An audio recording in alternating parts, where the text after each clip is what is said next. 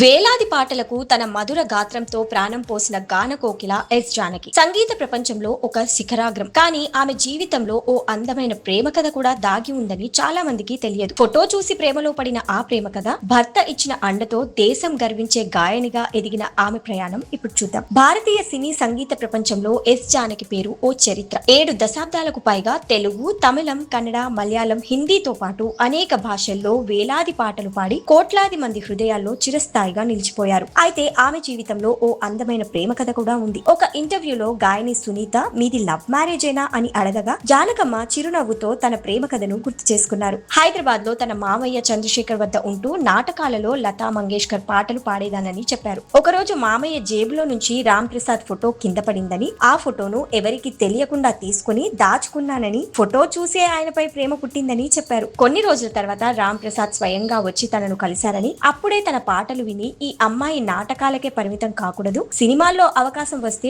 దేశం మొత్తం గర్వపడే గాయని అవుతుందని చెప్పారని జానకమ్మ భావోద్వేగంగా గుర్తు చేసుకున్నారు. ఆ మాటలు చెప్పడమే కాదు, జీవితాంతం ఆమెకు అండగా నిలిచారు రామ్ ప్రసాద్. ప్రతి రికార్డింగ్ కు తనతో పాటు వెళ్లేవారని, తన విజయాల వెనుక భర్త ప్రోత్సాహమే ప్రధాన కారణమని జానకమ్మ ఎన్నో సందర్భాల్లో చెప్పేవారు. 1959లో కుటుంబ సభ్యుల సమక్షంలో రామ్ ప్రసాద్, జానకమ్మల ప్రేమ వివాహం జరిగింది. వీరికి మురళీకృష్ణ అనే కుమారుడు జన్మించాడు. అయితే 1997లో రామ్ ప్రసాద్ గుండెపోటుతో కన్నుమూశారు. ఈ ఏడాది జనవరిలో కుమారుడు మురళీకృష్ణ కూడా మరణించారు. ఇప్పుడు తన జీవితానికి అర్థం చెప్పిన భర్తను, తన ప్రాణమైన కుమారుడిని కలుసుకునేందుకు జానకమ్మ కూడా శాశ్వత నిద్రలోకి జారుకున్నారు. కానీ ఆమె పాడిన వేలాది పాటలు, ఆమె మధుర స్వరం, ఆమె ప్రేమ కథ భారతీయ సంగీత చరిత్రలో ఎప్పటికీ చిరస్థాయిగా నిలిచిపోతాయి.